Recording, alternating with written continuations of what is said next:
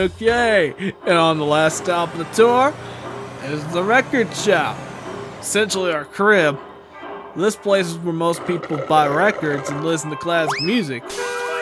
But it's also where we do more personal activities that are not open to the general public, if you know what I mean. Interesting. Here, take a look around. I'll introduce you to Jasmine. Wow. Vinyl records! I've researched these before, but I've never seen one in person. Man, you must have been living under a rock if you've never heard of a vinyl record before, dude. I would have thought a man dressed like a shaggin' wagon chauffeur would have known what a vinyl record was like as if it was the back of their hand. You smoked too much at a Rolling Stones concert last night? You are not the first to assume that I'm either a time traveler from the 1970s or just a man stuck in that particular decade. But no, I'm just another human being, just like you and Ronnie. Is that too hard for you guys to understand? Oh, I'm just playing around, dude. I just think the 1970s and the 1980s have the best music in the history of mankind. So anyways, you new to town? I don't think I've seen you around here before. Yeah, I'm from Fort Richards. Yeah, that sounds about right. So, Jasmine, I see that you met my new friend Zach over here. I met him in the park about an hour ago, and I'm showing him around town. Pretty cool, huh? And it looks like Bowie has met you too. Man, it looks like she really, really likes you. Maybe she likes the way that I smell. Well, that's certainly a possibility. Ooh! Since you're here, do you want to see the apartment upstairs? Sure, I guess. Oh, you? You are gonna love this. What the?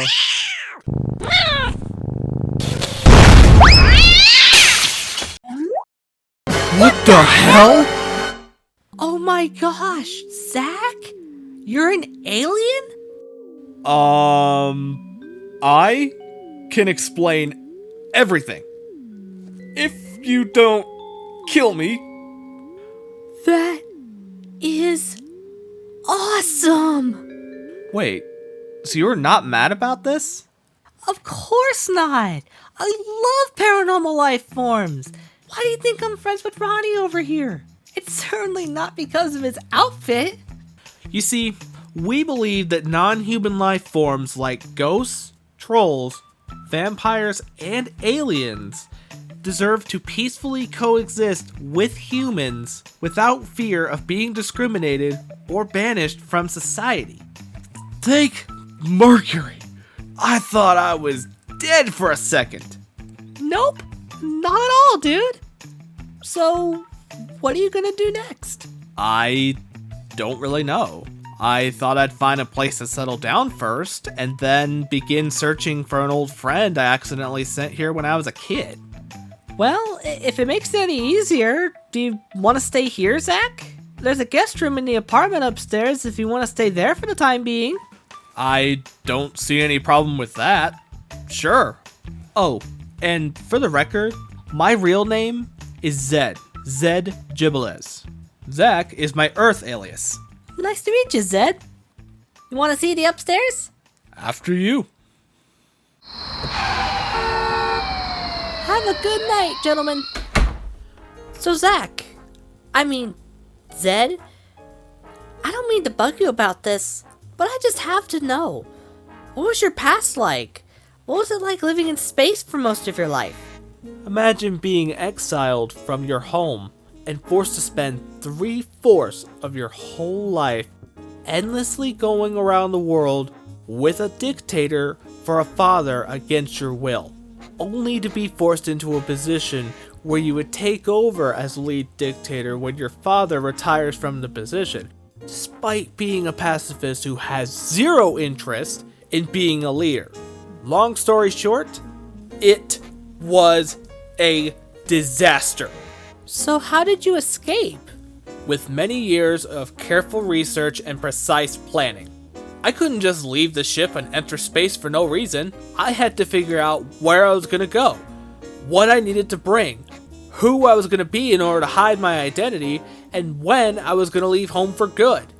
I've been wanting to do this for many years, but since my dad wanted me to stay, You waited until your father officially crossed the line before leaving your home of Radius.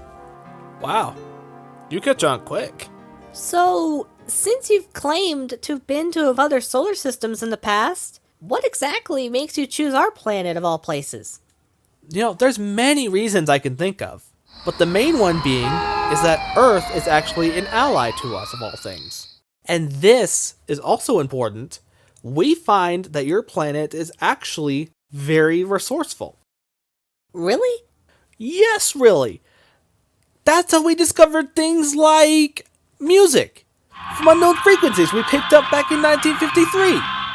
Or science, when our Radazian ancestors first went to Earth a few years after the Big Bang. Or hell, even languages, like English or Spanish. Why do you think I can speak English so fluently? I certainly didn't learn it from my time here, now did I? Cool!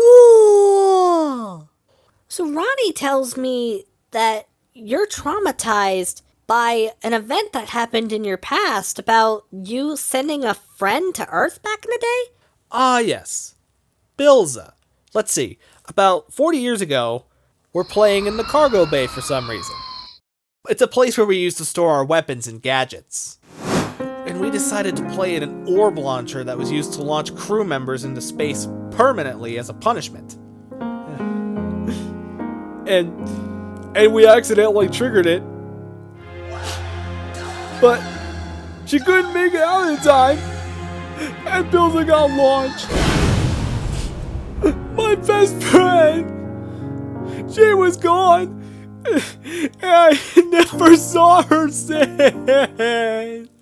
And now I'm guessing that you guys were just above our planet when this happened? That, and we had the ability to tell if people have passed away or not. So that way, in case someone got stuck on a planet or got kidnapped, one of us could send a crew out to rescue them.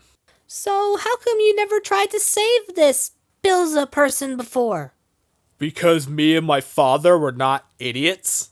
You see, what you probably don't understand is that we have a lot of enemies, but we also have a lot of allies, like Bilza's home planet, where we saved her and her survivors who later became crew members on our ship. Earth was always a gray area to us. Despite Earth's depiction of us, we did not want more enemies. So we rarely went to Earth. And when we did, we never interacted with the locals. Because if we interacted with them, we did not want their powerful militias or governments to retaliate on us in return, as they have the notoriety to be extremely unpredictable. My dad straight up swore that the only time we would ever fight Earth is if they really wanted to fight and screwed up bad enough to deserve it. That's why we know Bilza is alive, but have still never found her till this day.